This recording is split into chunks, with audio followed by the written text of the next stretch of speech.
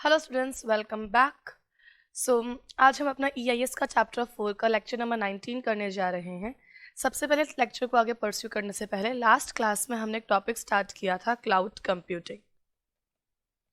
हम पहले cloud computing को रिवाइज कर लेते हैं क्या था, और उसके बाद फिर हम आगे चलते हैं इस टॉपिक के अंदर। हमने क्या किया था क्लाउड कंप्यूटिंग के बारे में। क्लाउड्स क्या होते थे? क्लाउड्स हमारे पास में डेटा को स्टोर करने के डिवाइसेस होते थे। क्या होते थे? डेटा को स्टोर करने के डिवाइसेस, जिनको आप किसके हेल्प से यूज़ करते थे? इंटरनेट के हेल्प से यूज़ कर रहे थे। किसके हेल्प से यूज़ कर रहे थे? इंटरनेट के हेल्प से यूज़ करते थे। हम इसमें कोई भी डेटा अपलोड कर सकते थे, यहाँ से कोई भी डेटा डाउनलोड कर सकते थे, लेकिन हमें उसके लिए पे सिर्फ उतना ही करना होता था जितना हम इसको क्या कर रहे थे? यूज़। जिसके लिए वर्ड हमने क्या पढ़ा था? पेपर यूज़ बेसिस पे। तो क्लाउड कंप्यूटिंग की डिफाइन क्या लिखी हुई थी? क्लाउड कंप्यूटिंग का मतलब है कि जब आप कंप्यूटिंग के रिसोर्सेज को किसके थ्रू यूज़ कर रहे हो? इंटरनेट के थ्रू यूज़ कर रहे हो, तो हमने उसे कहा था क्लाउड कंप्यूटिंग। हर जगह एक ही बात मेंशन है, किसके थ्रू यूज़ होगा? ये इंटरनेट के थ्रू। हम लोग भी अपने डे टू डे लाइफ में अपने फ़ोन में क्लाउड्स यूज़ करते हैं। सब किसके हेल्प से यूज़ होते हैं? आपके इंटरनेट के थ्रू यूज़ हो रहे थे, जहाँ पे आप इसको यूज़ कैसे कर रहे थे? पेपर यूज़ बेसिस पे। हम इसके लिए उतना ही पे कर रहे थे जितना हम इसको क्या करते थे? यूज़। फिर हमने पॉइंट किया था करेक्टरिस्टिक्स ऑफ क्लाउड कंप्यूटिंग, किया था topic. Characteristics of cloud computing में हमने इसका निमोनिक क्या किया था? हमने इसका निमोनिक किया था एम पावर। क्या निमोनिक किया था हमने इसका? M power. जहाँ पे एम किसके लिए स्टैंड कर रहा था क्लास? जहाँ पे आपका एम स्टैंड कर रहा था मल्टी टेनेंसी के लिए। किसके लिए स्टैंड कर रहा था एम? एम स्टैंड कर रहा था मल्टी टेनेंसी के लिए। फिर पावर का पी किसके लिए स्टैंड कर रहा था? पी हमारा स्टैंड कर रहा था इसके अंदर आपका पेपर यूज़ के लिए। किसके लिए स्टैंड कर रहा था पी? पेपर यूज़ के लिए। ओ स्टैंड कर रहा था ऑन डिमांड के लिए। डब्ल्यू स्टैंड कर रहा था वर्कलोड मूवमेंट के लिए। ई स्टैंड कर रहा था आपका इलास्टिसिटी एंड स्केलेबिलिटी के लिए। और आर स्टैंड कर रहा था हमारा रेजिलियंसी के लिए। यही पॉइंट्स हमने किए थे। तो क्लास अब आगे चलते हैं और फटाफट से हम इसके एडवांटेजेस की तरफ देखते हैं कि क्लाउड कंप्यूटिंग के एडवांटेजेस क्या हैं। बिल्कुल जहाँ करेक्टरिस्टिक्स आपके ख़त्म हुए थे पेज नंबर 4.54, वहीं पे इसके क्या लिखे हुए हैं? वहीं इसके लिखे हुए हैं एडवांटेजेस। क्लियर? अब देखो क्लाउड कंप्यूटिंग में एडवांटेजेस में कौन कौन से पॉइंट्स लिखे हुए हैं। पहला एडवांटेज क्या लिखा है क्लाउड कंप्यूटिंग का? क्लाउड कंप्यूटिंग का पहला एडवांटेज लिखा हुआ है अचीव होता है economies of scale. So class economies of scale क्या होता था? अगर हम बात कर रहे हैं एडवांटेजेस की, तो एडवांटेजेस में पहला पॉइंट कौन सा लिखा है इसने कि आप अचीव कर रहे हो किस चीज़ को? Economies of scale. What is economies of scale? Economies of scale क्या कहता था कि अगर आप क्या कर रहे हो, अगर आप लार्ज वॉल्यूम में प्रोडक्शन करते हो, कैसे प्रोडक्शन कर रहे हो? लार्ज वॉल्यूम में प्रोडक्शन कर रहे हो अगर, तो हमारी कॉस्ट पर यूनिट क्या हो रही है? डिक्लाइन हो रही है। ये बात आपने स्ट्रेटेजिक मैनेजमेंट में डिटेल में पढ़ी होगी कि इकोनॉमीज ऑफ स्केल क्या होता है। जहाँ पे आप क्या करते हो? लार्ज वॉल्यूम में प्रोडक्शन करते हो, तो आपकी कॉस्ट पर यूनिट क्या हो जाती है क्लास? डिक्लाइन हो जाती है। क्लियर है? तो इसी बात को समझाते हुए इन्होंने क्या बोला है, क्योंकि आपके क्लाउड को मल्टीपल पीपल क्या कर रहे हैं? शेयर कर रहे हैं। मतलब लार्ज वॉल्यूम ऑफ पीपल इसको यूज़ कर रहे हैं। जब इतने सारे लोग इसको यूज़ कर रहे हैं, तो जो इस सर्विस को प्रोवाइड करवा रहा है उसका कॉस्ट पर यूनिट ऑटोमेटिकली क्या हो गया है? डिक्लाइन हो गया है। क्या लिखा है बुक के अंदर इस पॉइंट के बारे में? बुक के अंदर लिखा है वॉल्यूम आउटपुट या प्रोडक्टिविटी इंक्रीज होती जा रही है, देयर बाय रिडक्शन हो रहा है किसमें? Cost per unit of the project. जैसे एमआई का क्लाउड है, अगर एमआई का क्लाउड मान के चलो हाफ ऑफ द इंडिया भी यूज़ कर रही है, क्लियर है, तो जिन्होंने एमआई का सर्विस प्रोवाइड करवाया है, सर्विस प्रोवाइडर एमआई वाले, उनका कॉस्ट क्या हो जाएगा? कम। क्योंकि जब नंबर ऑफ पॉपुलेशन ज़्यादा, डिनोमिनेटर बड़ा हो गया, तो फिर आपका ऑटोमेटिकली क्या आएगी? कॉस्ट पर यूनिट क्या हो जाएगी? रिड्यूस हो जाएगी। तो क्या लिखा है? जैसे ही वॉल्यूम ऑफ आउटपुट या प्रोडक्टिविटी क्या होगी? इंक्रीज, तो आपका वॉल्यूम या कॉस्ट पर यूनिट क्या होता जाएगा? रिड्यूस होता जाएगा। क्लियर? अब देखो अगला पॉइंट। अगला पॉइंट इसके अंदर लिखा हुआ है आपका कौन सा, इसमें लिखा है अगला point reduce spending on in technology infrastructure. अगर आप कल की क्लास याद करने की कोशिश करो तो कल की क्लास में हमने एक बात कही थी। वो बात हमने क्या कही थी कल की क्लास में? कल की क्लास में हमने एक बात ये कही थी कि अगर आप लोग क्लाउड्स को यूज कर रहे हो तो इसको अपग्रेड करना, इसको मेंटेन करना, ये सारा का सारा काम किसका होता था? Service provider. हम जो सर्विस रिसीवर है हमें ये सारे के सारे काम नहीं करने। हमारा सिर्फ और सिर्फ क्लाउड को लेके एक ही खर्चा था, वो क्या था? पेपर यूज का। सिर्फ एक ही एक्सपेंस, वो एक्सपेंस कौन सा था? पेपर यूज का एक्सपेंस था। जितना उसको यूज कर रहे थे उतना पे, सिर्फ एक यही खर्चा था या एक्सपेंस था सर्विस रिसीवर का। तो इन्होंने पॉइंट यही यहाँ पे लिखा हुआ है। क्या लिखा है एडवांटेज के अंदर इन्होंने? रिड्यूस हो रही है स्पेंडिंग ऑन टेक्नोलॉजी। आपको खुद से टेक्नोलॉजी ना खरीदनी है और ना ही उसे क्या करना है? मेंटेन। आप इजीली डेटा को और इंफॉर्मेशन को एक्सेस कर सकते हो और हमारे यूजर के पार्ट पे मिनिमम खर्चा आएगा। वो कौन से बेसिस पर आ रहा है? Pay as you go. In short, pay per use basis पे। तो कौन से बेसिस पे खर्चा आ रहा है हमारे हिस्से में? हमारे हिस्से में खर्चा आ रहा है सिर्फ और सिर्फ पे पर यूज बेसिस पे। क्लियर है? तो पहला पॉइंट हमने इसमें क्या किया था? अचीव हो रही है आपकी इकोनॉमीज ऑफ स्केल, क्योंकि जैसे जैसे प्रोडक्टिविटी इंक्रीज होगी कॉस्ट पर यूनिट क्या होता जाएगा? डिक्लाइन। सेकेंड पॉइंट क्या लिखा है इसके अंदर? रिड्यूस कर रहे हैं स्पेंडिंग ऑन टेक्नोलॉजी। इसका मतलब क्या लिखा है? अब डेटा को और इन्फॉर्मेशन को एक्सेस कर सकते हैं हम लोग बहुत ही मिनिमम खर्चे पे, क्योंकि ना हमें क्लाउड को मेंटेन करना है, नहीं अपग्रेड। हमें सिर्फ उतना पे करना है जितना हम इसको क्या कर रहे हैं? यूज कर रहे हैं। क्लियर? अगला पॉइंट ग्लोबलाइज वर्कफोर्स। अगर ग्लोबलाइज वर्कफोर्स को समझने की कोशिश करनी है तो बहुत सिंपल तरीके से लिखा है। ये क्या होता है? ग्लोबलाइज वर्कफोर्स का मतलब है एनीवेयर एनी टाइम एक्सेस। क्या होता है इसका मतलब? Anywhere any time access. इसे हम कौन सा वर्कफोर्स बोलते हैं? ग्लोबलाइज वर्कफोर्स बोलते हैं। क्योंकि एक बात बताओ, मान के चलो मैंने कल एग्जांपल दिया था कि मेरा एमआई के क्लाउड पर आईडी है और मैं इसे अपने फ़ोन से ऑपरेट कर रही थी। अब मैं अपना फ़ोन साथ में कैरी करना भूल गई तो मैं किसी और के लैपटॉप के थ्रू भी क्या कर सकती हूँ? लॉग इन करके अपना काम परफॉर्म कर सकती हूँ, कोई डेटा देखना हो तो मुझे। तो यहाँ पे भी क्या लिखा है? Globalize workforce. People world wide के एक्सेस कर सकते हैं क्लाउड को, बस उनके पास क्या होना चाहिए? इंटरनेट का कनेक्शन। हमने हर बात पे एक ही चीज़ कही है कि क्लाउड यूज़ करते वक्त आपके पास किसका कनेक्शन होना ज़रूरी है? Internet connection. सिर्फ एक इंटरनेट का ही खर्चा है, वो भी उतना जितना आप उसको क्या करोगे? यूज़ करोगे। क्लियर है पॉइंट? अगला पॉइंट इसमें कौन सा लिखा हुआ है? अगला पॉइंट इसके अंदर लिखा है स्ट्रीमलाइन बिजनेस प्रोसेस। कौन सा business process? Streamline business process. Streamline का मतलब लिखो बच्चों, क्या होता है? डिजाइन करना। क्या होता है इसका मतलब? डिजाइन करना। अब देखो, क्लाउड के हेल्प से आप अपना काम फटाफट कर सकते हो, बिल्कुल फटाफट। तो क्लाउड क्या बोलता है? क्लाउड बोलता है कि आप ज्यादा से ज्यादा काम कर सकते हो विद लेस रिसोर्सेज और लेस टाइम। क्या कर सकते हो आप? ज़्यादा से ज़्यादा काम कर सकते हो विद लेस रिसोर्सेज और लेस टाइम। तो क्या लिखा है स्ट्रीमलाइन वर्कफोर्स के अंदर? स्ट्रीमलाइन बिजनेस प्रोसेस बोलता है कि आप क्या कर सकते हो? Getting more work done. ज़्यादा से ज़्यादा काम किसके अंदर? लेस टाइम और लेस रिसोर्सेज के साथ में। कितने पॉइंट्स करे हमने अभी तक में? 4। पहला पॉइंट क्या कह रहा था? अचीव करना है किस चीज़ को? Economies of scale. इसका मतलब क्या लिखा हुआ था कि जैसे जैसे प्रोडक्टिविटी इंक्रीज होगी कॉस्ट पर यूनिट क्या होता जाएगा? डिक्लाइन। अगला पॉइंट क्या लिखा था? रिड्यूस करना है स्पेंडिंग ऑन टेक्नोलॉजी इंफ्रास्ट्रक्चर। आपका खर्चा मिनिमम है क्योंकि आप पे करोगे, जैसे जैसे उसको आप क्या करोगे? यूज करते जाओगे। फिर अगला पॉइंट लिखा था globalize the workforce. Workforce globalize है, बस इंटरनेट का कनेक्शन होना चाहिए, दुनिया के किसी भी कोने से काम आप कर सकते हो।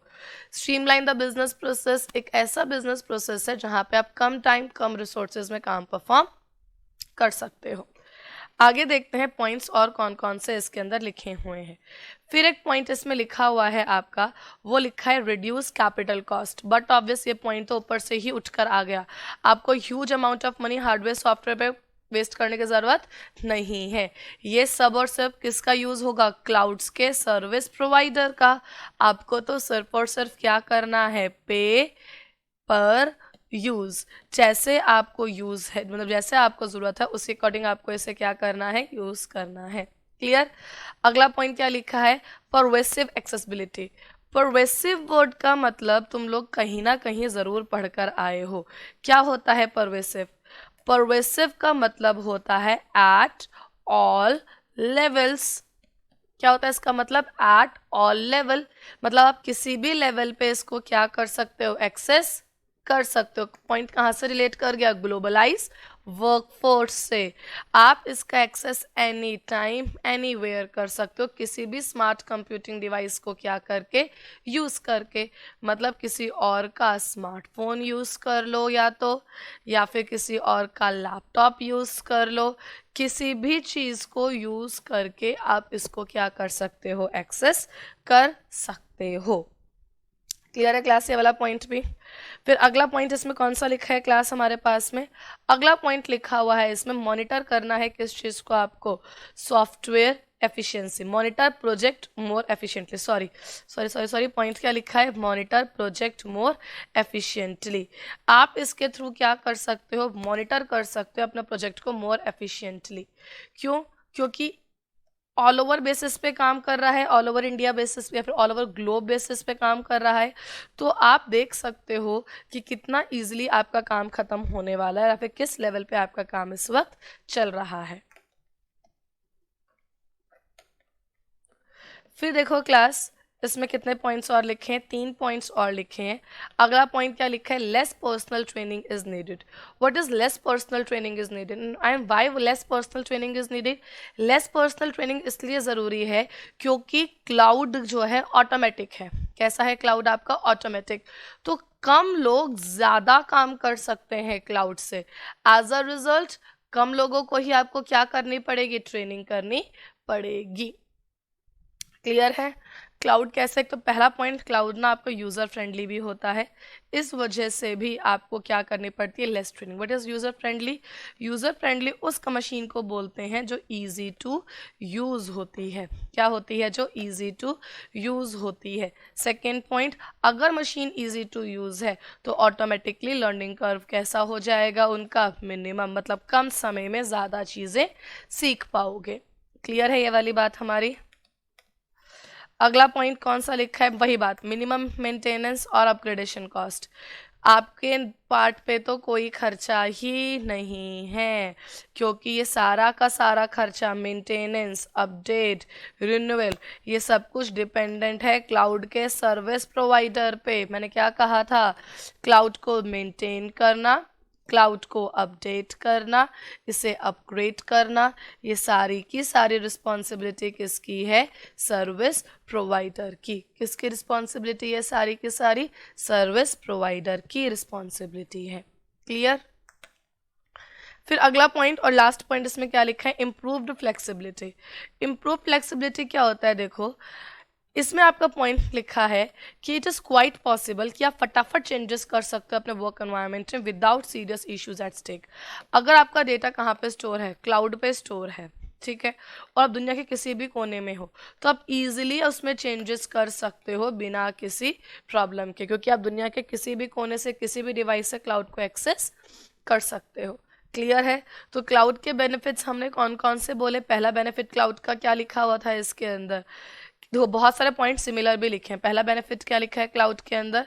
अचीव करवा रहा है इकोनॉमीज ऑफ स्किल। जैसे प्रोडक्शन इंक्रीज होगी, नंबर ऑफ पीपल इंक्रीज होंगे, रिड्यूस करेगा किस चीज़ को? कॉस्ट पर यूनिट को। अगला पॉइंट क्या करवा रहा है? रिड्यूस कर रहा है स्पेंडिंग ऑन टेक्नोलॉजी इंफ्रास्ट्रक्चर। आपका खर्चा बिल्कुल भी नहीं है, यूज़र के फ्रंट पर कोई खर्चा नहीं है, उसे सिर्फ क्या करना है? पे एज यू गो। जितना वो यूज कर रहा है उतना ही उसको क्या करना है? पे करना है। अगला पॉइंट क्या लिखा है? Globalize workforce. What is globalize workforce? World wide दुनिया के किसी भी कोने से एक्सेस कर सकते हो, बस आपके पास क्या होना चाहिए? Internet connection. Streamline business process, ज़्यादा काम कम रिसोर्सेज और कम समय में परफॉर्म किया जा सकता है। रिड्यूस कैपिटल कॉस्ट, आपको अब कैपिटल पे ज़्यादा खर्चा करने की जरूरत नहीं, ज़्यादा नहीं करना, थोड़ा बहुत तो करना है। जैसे कि स्मार्टफोन खरीदने जितना खर्चा, लैपटॉप खरीदने जितना खर्चा ये करना है, इससे ज़्यादा खर्चा आपको नहीं करना। परवेसिव एक्सेसिबिलिटी, परवेसिव मतलब क्या था आपका एट ऑल लेवल्स, आप दुनिया के किसी भी कोने से किसी भी टाइम पे किसी भी स्मार्ट डिवाइस को यूज़ करते हुए अपने क्लाउड्स का एक्सेस कर सकते हो। फिर अगला पॉइंट इसमें हमने कौन सा कहा था, मॉनिटर कर सकते हो अपने काम को बहुत ही इजीली, बहुत ही कम ट्रेनिंग चाहिए क्योंकि लोग बहुत जल्दी सीख सकते हो और कम लोगों को आपको इसमें सिखाना होता है। वही वाला पॉइंट, खर्चा आपके एंड पे बिल्कुल भी नहीं है सॉफ्टवेयर को मेंटेन करने का, उस सॉफ्टवेयर को अपडेट करने का। ये सारा का सारा खर्चा किसके एंड पे चल रहा है बच्चों, सर्विस प्रोवाइडर के एंड पे चल रहा है, क्लाउड के। और last point, improved flexibility, easily changes कर सकते हो बिना किसी भी दिक्कत के। इजीली चेंजेस मतलब मान के चलो मैंने क्लाउड में एक फाइल अपडेट कर दी, मुझे इसमें चेंजेस करने हैं तो मैं फाइल को क्या कर सकती हूँ, डाउनलोड कर सकती हूँ, चेंजेस करके वापस अपलोड कर दो, तो कोई दिक्कत वाली बात तो है ही नहीं। तो आप फास्टली और इजीली इसके अंदर क्या कर सकते हो, चेंजेस कर सकते हो।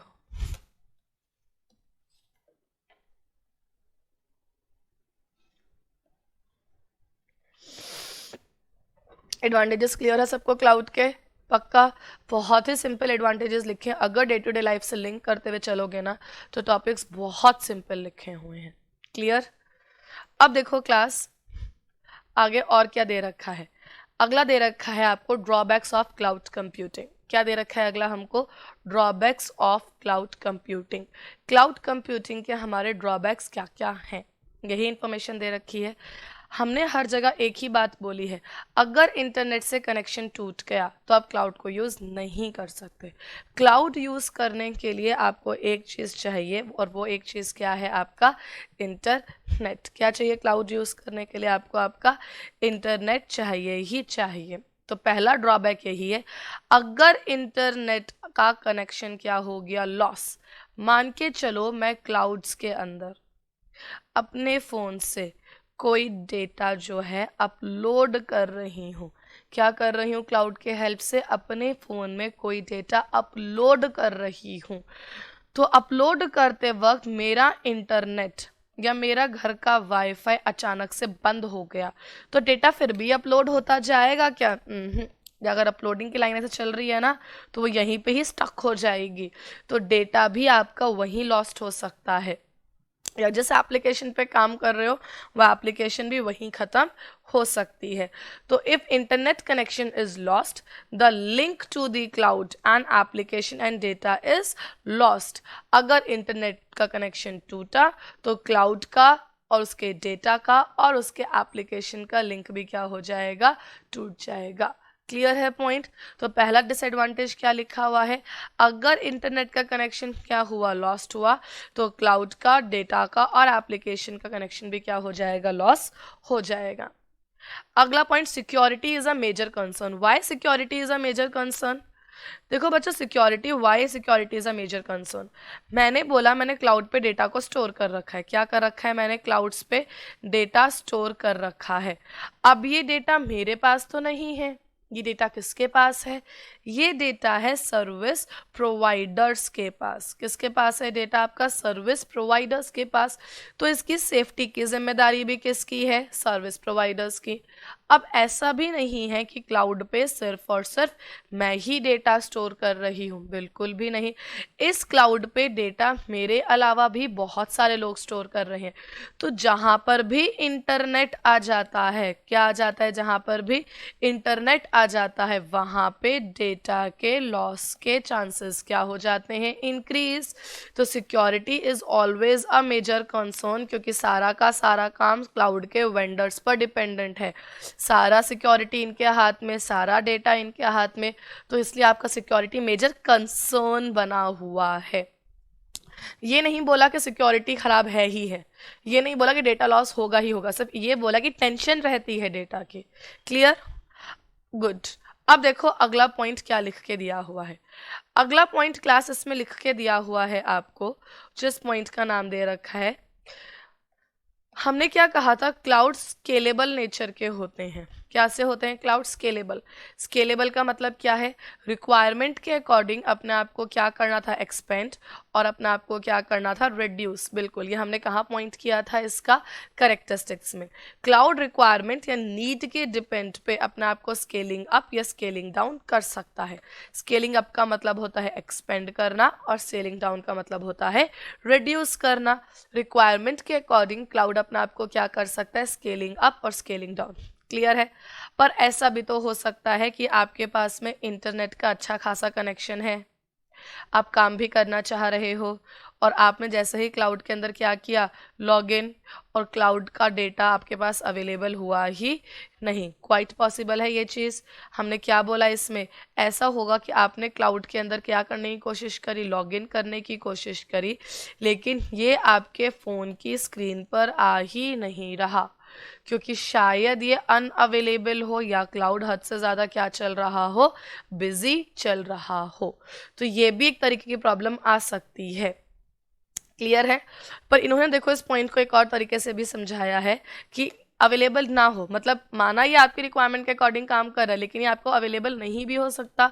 इसका मतलब आपका क्लाउड पर कोई भी कंट्रोल नहीं है, क्योंकि क्लाउड आपका खरीदा हुआ नहीं है। क्लाउड तो आप तरीके से सिर्फ यूज कर रहे हो on the paper use basis, तो आपको इस पर कंट्रोल नहीं मिलता, क्योंकि यह आपके द्वारा खरीदा हुआ नहीं है। तो क्या लिखा है? ऑल्दो क्लाउड कंप्यूटिंग सपोर्ट करता है स्केलेबिलिटी को, लेकिन क्या लिखा है पॉइंट इसके अंदर? ये आपको कंट्रोल परमिट नहीं करता, क्योंकि क्लाउड आपका परचेज किया हुआ नहीं है। क्लियर है इतनी पॉइंट? अब देखो आगे के 2 डिसएडवांटेजेस लिखे हुए हैं, और वो डिसएडवांटेज क्या लिखा हुआ है? एक डिसएडवांटेज भी अवेबिलिटी वाला लिखा हुआ है, अवेबिलिटी ऑफ एप्लीकेशन।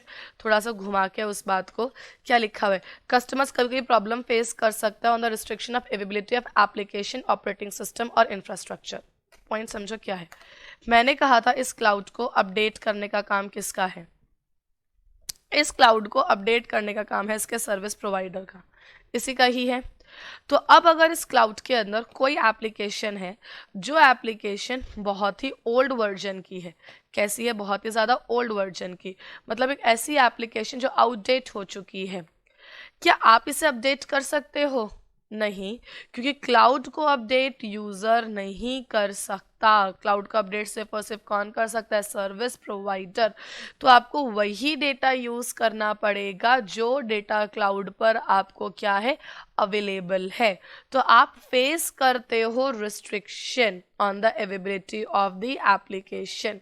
रिस्ट्रिक्शन है, जो अवेलेबल है वही यूज़ करना पड़ेगा, इसके अलावा कुछ और आप यूज़ नहीं कर सकते, क्योंकि आप डिपेंड किस पर हो? सर्विस प्रोवाइडर पे। Depending upon the service provider, cloud को फेस करना पड़ सकता है restriction on the availability of application. जो एप्लीकेशन क्लाउड पर अवेलेबल है आपको वही यूज़ करनी है, उसके अलावा आप कुछ और एप्लीकेशन यूज़ नहीं कर सकते हो। क्लियर बात? पक्का? अगला वर्ड देखो क्लास कौन सा लिखा हुआ है। अगला वर्ड लिखा है इंटर ऑपरेटेबिलिटी। वर्ड सुनो क्या है? इंटर अलग है, ऑपरेटेबिलिटी अलग है। इंटर ऑपरेटेबिलिटी, वर्ड का इंटर अलग है और ऑपरेटेबिलिटी अलग है। हमारे पास 2 वर्ड होते हैं, एक वर्ड होता है इंट्रा और एक वर्ड होता है इंटर। स्कूल में इंट्रा हाउस कंपटीशन होता था, जो competition with in the house होता था, या इंट्रा स्कूल कंपटीशन, जो कंपटीशन उसी स्कूल के अंदर हो रहा हो, और इंटर स्कूल कंपटीशन, जो कंपटीशन बिटवीन 2 स्कूल्स हो रहा होता था, या फिर 2 और मोर स्कूल्स हो रहा होता था। तो इंट्रा का मतलब होता है विद इन और इंटर का मतलब होता है बिटवीन। तो इंटर ऑपरेटेबिलिटी का मतलब क्या हुआ? एग्जाम्पल समझते हैं इसका फिर से। इंटर ऑपरेटेबिलिटी का मतलब क्या होता है? मान के चला एक मेरे पास क्लाउड है iOS का। किसका क्लाउड है? एक iOS का। और एक क्लाउड जो है मेरे पास में, वो किसका क्लाउड है यहाँ पर? बिल्कुल, दूसरा क्लाउड मान के चलते हैं MI का है। आधा डेटा कहाँ पर स्टोर हो रखा है? iOS पे, और थोड़ा बहुत डेटा कहाँ पे स्टोर हो रखा है? MI पे। क्या ये दोनों कभी भी मिलकर काम कर सकते हैं? क्या ये दोनों कभी भी मिलकर ऑपरेट कर सकते हैं? बिल्कुल भी नहीं, क्योंकि बच्चों सर्विस प्रोवाइडर दोनों का अलग अलग है, तो इशू हो सकता है इस केस में। तो इंटरऑपरेटिबिलिटी क्या बोलता है? Ability of two or more application that are required to support a business by sharing the data is an issue। ये ब्रैकेट भूलो, इंटरऑपरेटिबिलिटी इज एन इशू जहाँ पे सारी एप्लीकेशन एक क्लाउड पे रिजाइड नहीं करती और बाकी सब एप्लीकेशन सर्विस प्रोवाइडर्स ज़रूरी नहीं आपस में क्या करे, कॉपरेट करके काम परफॉर्म करे, क्योंकि सर्विस प्रोवाइडर्स दोनों के क्या है, अलग अलग है। तो इंटरऑपरेटिबिलिटी भी हमारे पास एक तरीके का इशू हो सकता है। तो अभी हमें जब डिसएडवांटेजेस बोले, तो डिसएडवांटेजेस में देखो क्लास हमने कौन कौन सी बातें लिखी हैं। डिसएडवांटेजेस में क्लास हमने कुछ बातें जो लिखी है, वो बातें कौन कौन सी है? वो एक बात हमने लिखी है डिसएडवांटेजेस ऑफ क्लाउड। क्लाउड के डिसएडवांटेजेस में कौन कौन सी बातें देखी? पहला पॉइंट हमने क्या बोला, अगर इंटरनेट आपका क्या हो जाता है, लॉस्ट हो जाएगा, तो डेटा का और एप्लीकेशन का लिंक भी क्या हो जाएगा, लॉस्ट हो जाएगा। क्या होगा? अगर इंटरनेट लॉस हो जाएगा तो डेटा का और एप्लीकेशन का लिंक भी क्या हो जाएगा, लॉस हो जाएगा। क्लियर है पहला पॉइंट। सेकंड पॉइंट फिर हमने इसके अंदर क्या बोला था? सेकंड पॉइंट इसके अंदर हमने बोला था कि आप क्लाउड्स के ऊपर क्या नहीं कर सकते, कैन नॉट कंट्रोल। आप क्लाउड्स को बिल्कुल भी कंट्रोल नहीं कर सकते। क्यों? क्योंकि ये not owned bye service provider है। क्लियर। फिर अगला पॉइंट हम क्या फेस कर रहे थे? हम फेस कर रहे थे रिस्ट्रिक्शन ऑफ अवेलेबिलिटी। ज़रूरी नहीं है कि जो हमें चाहिए वो क्लाउड पे अवेलेबल हो ही हो। कभी कभी हम लोगों को जो चीज़ें वहाँ पर अवेलेबल है सिर्फ और सिर्फ वही यूज़ करनी पड़ सकती है। मतलब क्या था इसका, कि क्लाउड का सर्विस प्रोवाइडर ने जो आपका एप्लीकेशन प्रोवाइड करी है, आपको वही एप्लीकेशन, वही ऑपरेटिंग सिस्टम एक्सेस करना पड़ेगा। क्लियर है। तो पहला पॉइंट हमने क्या कहा था, इंटरनेट का कनेक्शन लॉस हुआ तो डेटा और एप्लीकेशन से लिंक भी लॉस हो जाएगा। फिर हमने क्या कहा, क्लाउड्स आपको क्या नहीं देंगे, कंट्रोल नहीं देंगे, क्योंकि they are not owned by you. फिर हमने क्या कहा था, रिस्ट्रिक्शन है किसके ऊपर, अवेलेबिलिटी ऑफ, किस चीज़ के ऊपर, रिस्ट्रिक्शन है अवेलेबिलिटी ऑफ एप्लीकेशन और ऑपरेटिंग सिस्टम पे। फिर एक दिक्कत किसकी आई थी, इंटर ऑपरेटेबिलिटी की। किसकी दिक्कत आई थी, इंटर ऑपरेटेबिलिटी। जहाँ पे आपकी एप्लीकेशन कहाँ पे है, टू और मोर सर्विस प्रोवाइडर्स के पास है, चांसेस है that they do not corporate each other. वो आपस में क्या नहीं कर रहे होंगे, कॉर्पोरेट नहीं कर रहे होंगे।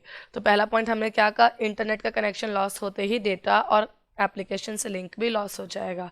फिर हमने क्या कहा, क्लाउड्स आप कंट्रोल नहीं कर सकते हो, तो फिर क्या होगा आपका, क्योंकि क्लाउड्स आपके ओन्ड नहीं है।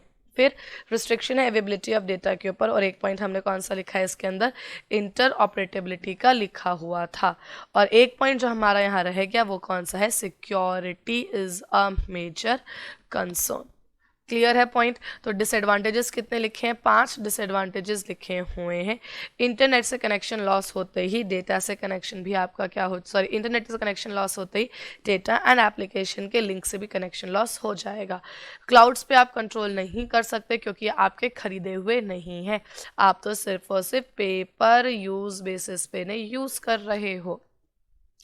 Restriction of availability of the cloud, इसमें क्या पॉइंट लिखा है कि क्लाउड्स में जो चीज़ अवेलेबल है आपको वही यूज़ करनी पड़ेगी, आप अपने आप से कुछ भी नहीं कर सकते। इंटर ऑपरेटेबिलिटी भी एक इशू लिखा हुआ है, क्योंकि आपका एप्लीकेशंस अगर एक से ज़्यादा सर्विस प्रोवाइडर के पास है तो चांसेस है कि वो आपस में कॉपरेट ना करे, और सिक्योरिटी भी मेजर कंसर्न आपका है ही है। तो क्लास क्लियर है ये वाला पॉइंट पूरा। तो हमने ड्रॉबैक्स पूरे के पूरे इसके कवर कर लिए हैं। अब देखो अगला टॉपिक अपना देखते हैं, क्लाउड कंप्यूटिंग के एनवायरनमेंट्स। क्या लिख के दिए हैं अगला टॉपिक, क्लाउड कंप्यूटिंग के एनवायरनमेंट। यहाँ पे एक और चीज़ लिखो, टाइप्स ऑफ क्लाउड कंप्यूटिंग। क्या लिखा है, type. Cloud computing environment consist करता है, क्योंकि multiple types of cloud computing को किसे कंसिस्ट करता है, मल्टीपल टाइप्स। तो अब जब हम चीज़ पढ़ने जा रहे हैं वह multiple types of cloud computing पढ़ने जा रहे हैं। समझ में आई बात? तो क्लाउड कंप्यूटिंग एनवायरनमेंट किससे कंसिस्ट कर रहा है आपके? ये कंसिस्ट करता है आपके मल्टीपल टाइप्स को। बुक में चल के देखते हैं कि मल्टीपल टाइप्स कौन कौन से, नोट्स में एक बार देखते हैं कौन कौन से हमारे पास मल्टीपल टाइप्स हो सकते हैं। तो क्लास हमारे पास में क्लाउड कंप्यूटिंग के बहुत सारे अलग अलग टाइप्स लिख के दिए हुए हैं। क्लियर है? क्लाउड कंप्यूटिंग हमारे यहाँ पे 3 टाइप्स के होते हैं। कितने टाइप के होते हैं क्लाउड कंप्यूटिंग? 3 टाइप के। एक लिखा है बुक में पब्लिक क्लाउड। कौन सा क्लाउड लिखा है? Public cloud. फिर एक लिखा है बुक में प्राइवेट क्लाउड, और फिर एक लिखा है बुक में हाइब्रिड क्लाउड। कौन सा क्लाउड लिखा है बुक में? हाइब्रिड। और एक लिखा है आपके पास में कम्युनिटी क्लाउड। तो क्लाउड्स कितने टाइप के हो गए हमारे पास? 4 टाइप के क्लाउड्स है, जहां पर पहले का नाम क्या लिखा हुआ है?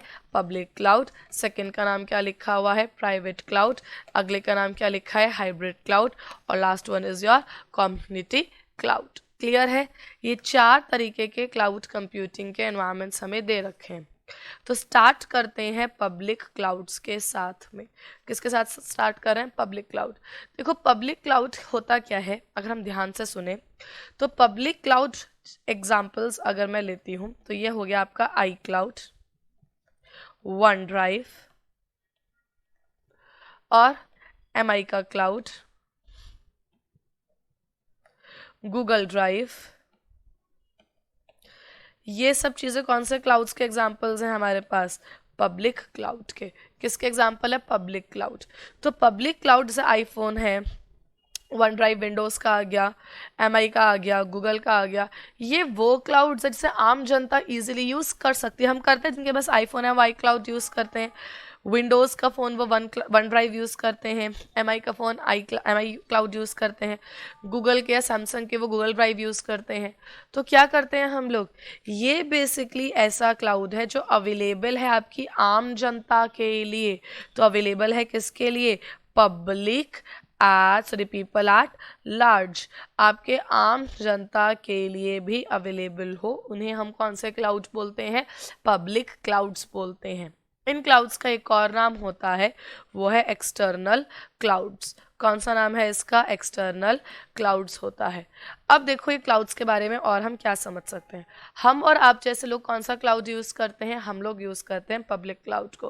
कौन सा क्लाउड यूज़ करते हैं? आप और मैं यूज़ करते हैं आराम से बैठ के अपने पब्लिक क्लाउड को। यही करते हैं जिसके लिए मैं क्या कर रही हूँ? पे पर यूज बेसिस पर पे कर रही हूँ, क्योंकि इसको मेंटेन करना, इसको अपग्रेड करना, बिल्कुल सही सोच रहे हो, ये रिस्पॉन्सिबिलिटी किसकी आ जाती है? सर्विस प्रोवाइडर की। बात आपने समझी हुई है ना? इसको मेंटेन करना, इसको अपग्रेड करना, सब कुछ किसकी जिम्मेदारी है? सर्विस प्रोवाइडर की जिम्मेदारी है। हम क्या कर रहे हैं? सिर्फ और सिर्फ पे पर यूज बेसिस पर यूज कर रहे हैं। इसका मतलब हाईली अफोर्डेबल है ये आपके लिए। क्लियर है? बुक में देखते हैं क्या लिखा हुआ है। बुक में जो आपका सबसे पहले टॉपिक दे रखा है वो दे रखा है प्राइवेट क्लाउड का, पर हम जो सबसे पहले समझ रहे हैं वो हम समझ रहे हैं पब्लिक क्लाउड। किसे समझना सबसे पहले? हम पब्लिक क्लाउड। फटाफट से भाग भाग के पेज नंबर 4.57 पे आओ। चलते चलते जल्दी जल्दी आओ। पेज नंबर 4.57 और पेज नंबर 4.57 पे पहला क्लाउड हम जो पढ़ने जा रहे हैं वो कौन सा है? Public cloud. अभी मैंने क्या कहा? पब्लिक क्लाउड्स कौन से क्लाउड्स होते हैं? पब्लिक क्लाउड्स वो क्लाउड्स होते हैं जो अवेलेबल होते हैं पब्लिक के लिए। तो ये ओपन फॉर यूज है जर्नल पब्लिक के लिए, पब्लिक एट लार्ज। ये ओपन फॉर यूज किसके लिए है? जनरल पब्लिक, मतलब पब्लिक एट लार्ज। इसको ओन करने का काम, इसको मैनेज करने का काम, इसको ऑपरेट करने का काम किसका होगा? आपका। बिल्कुल बिजनेस वालों का ही होगा, या गवर्नमेंट, अगर गवर्नमेंट इसमें इन्वॉल्व है।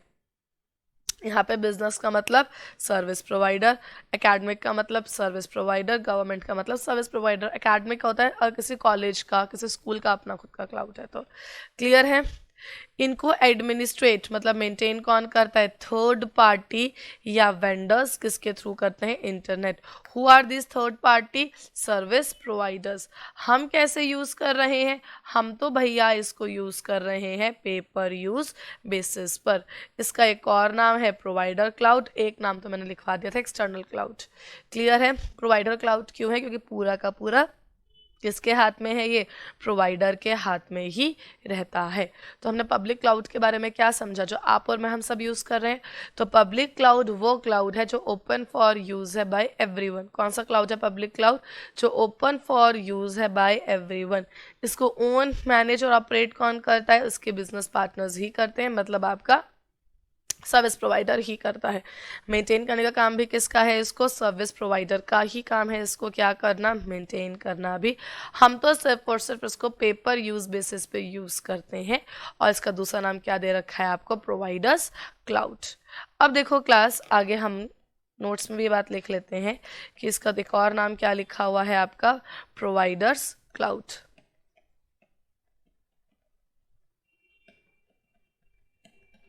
क्लियर है? अब देखो बुक में हमें क्या दे रखे हैं। बुक में हमें दे रखे हैं ऐसे करेक्टरिस्टिक्स। करेक्टरिस्टिक्स बहुत सिंपल, हाईली स्केलेबल। स्केलेबल मतलब which is can be easy to expand and reduce. किसके अकॉर्डिंग हो expand and reduce? As per the requirement. Requirement के अकॉर्डिंग आप इसे एक्सपेंड भी कर सकते हो और क्या भी कर सकते हो? रिड्यूस भी कर सकते हो। Resources in the public cloud computing, large number of users use कर रहे हैं, तो इंश्योर किया जाता है सबके रिक्वेस्ट ग्रांट हो। सबके रिक्वेस्ट ग्रांट हो मतलब अगर एक साथ 50 लोगों ने या 500 लोगों ने डेटा मांग लिया है तो डेटा उन्हें अवेलेबल होना चाहिए। अफोर्डेबल, क्योंकि आप कैसे पे कर रहे हो? पे एज यू गो।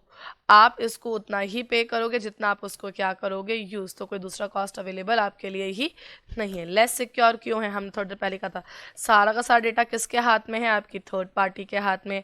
पूरा कंट्रोल क्लाउड पर किसके हाथ में है? यूजर्स के हाथ में, मतलब सॉरी वेंडर के हाथ में। तो हमारे पास ये कैसा होता है? लेस सिक्योर होता है। अगला पॉइंट कौन सा लिखा है इसमें आपके पास? Highly available. What is highly available? Highly available मतलब आपके पास सिर्फ और सिर्फ इंटरनेट होना चाहिए, आप इसे वर्ल्ड वाइड क्या कर सकते हो? एक्सेस कर सकते हो। तो highly available because anybody from any part of the world can access, बस और बस उनके पास क्या होना चाहिए? इंटरनेट। मतलब किसी भी तरीके का जोग्राफिकल बाउंड्री या जोग्राफिकल रिस्ट्रिक्शंस आपके ऊपर है ही नहीं। और लास्ट पॉइंट क्या? Stringent SLA। Now what is this SLA? SLA का मतलब है सर्विस लेवल एग्रीमेंट। स्ट्रिंजेंट का मतलब क्या होता है? स्ट्रिक्ट। क्या होता है इसका मतलब? Strict. Strict service level agreement. But service level agreement जब क्लाउड को पहली बार यूज किया था तो एग्री किया था टर्म्स एंड कंडीशन पे। वो जो एग्री किया था टर्म्स एंड कंडीशन वो तुम्हारा SLA होता है, सर्विस लेवल एग्रीमेंट, जहाँ पे उन्होंने बता रखा है कि हम क्या क्या सर्विस प्रोवाइड करवाएंगे और इसके अलावा हम एक सर्विस एक्स्ट्रा प्रोवाइड बिल्कुल भी नहीं करवाने वाले। अब देखो, अगर वो यूज़र टू यूज़र अपने एग्रीमेंट चेंज करते रहेंगे या हमारी यूज़र के स्पेसिफिकेशन के अकॉर्डिंग एग्रीमेंट चेंज करेंगे तो इनके रेपुटेशन स्पॉइल हो सकता है, क्योंकि ये पूरे के पूरे ग्लोब को अपनी सर्विसेज प्रोवाइड करवा रहे हैं। तो कौन सी बात लिखी है इसके अंदर? As the service provider business की रेपुटेशन और कस्टमर का स्ट्रेंथ किस पे डिपेंडेंट है? सब कुछ क्लाउड की सर्विसेज पे ही डिपेंडेंट है, इसलिए स्ट्रिक्ट SLA रखना ज़रूरी है। इसे वायलेट किसी भी केस में नहीं कर सकते। खुद सोचो, मेरे पास iOS है, तुम्हारे पास भी iOS है, हम सब अपनी रिक्वायरमेंट के अकॉर्डिंग बोलेंगे भैया इसके टर्म्स एंड कंडीशन चेंज कर दो, नहीं हमें ये वाला पसंद नहीं आया, हमें वो वाला पसंद नहीं आया, तो ऐसे तो नहीं चलेगा काम हमारा। तो इसलिए कि इसको क्या रखते हैं? स्ट्रिक्ट रखते हैं, और स्ट्रिक्ट रखने से ही फ़ायदा इनको होगा। अगर ये इतना इजीली चेंज कर देंगे तो इनकी मार्केट में कोई भी रेपुटेशन नहीं बचेगी। तो मार्केट की रेपुटेशन और बिजनेस के स्ट्रेंथ को बनाए रखने के लिए बहुत ही ज़्यादा ज़रूरी है कि SLA इनका क्या होना चाहिए? स्ट्रिक्ट होना चाहिए। क्लियर है पॉइंट? तो हमने कौन कौन से एडवांटेजेस पढ़े? देखो कुछ करेक्टर्स तो ऑलमोस्ट सेम ही लिखे हुए थे।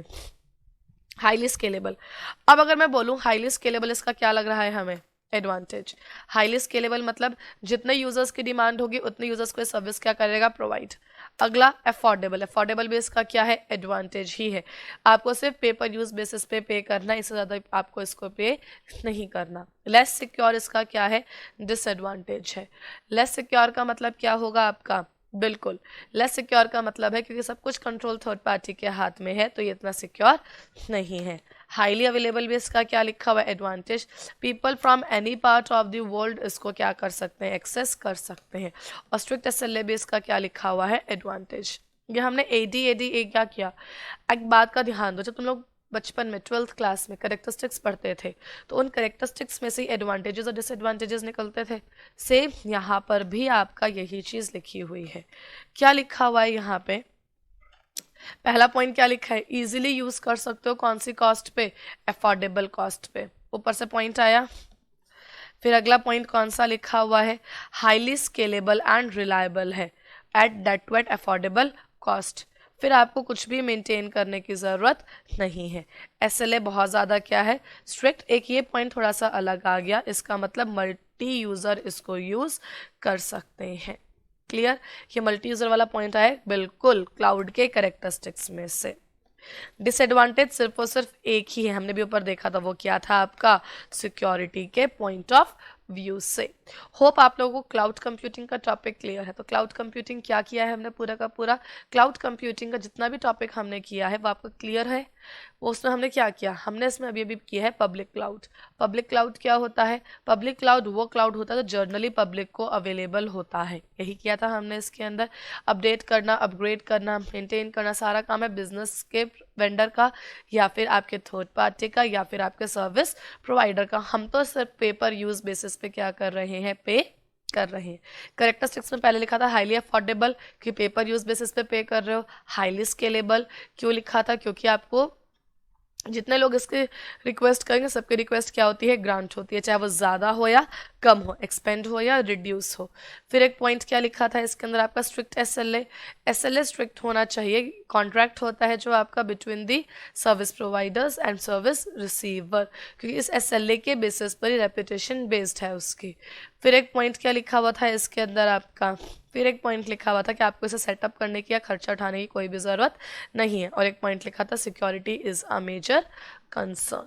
इन्हीं से मेरा क्या बना था? Advantages as well as disadvantages. Topic बहुत सिंपल है, डे टू डे लाइफ से रिलेट करते चलो। पूरा chapter day to day life पे बेस्ड है। रिलेट करते चलो, पढ़ते चलो, जितना रीड करोगे उतना रिटेन रहेगा। क्लियर है? Till that point keep studying and keep enjoying. Bye.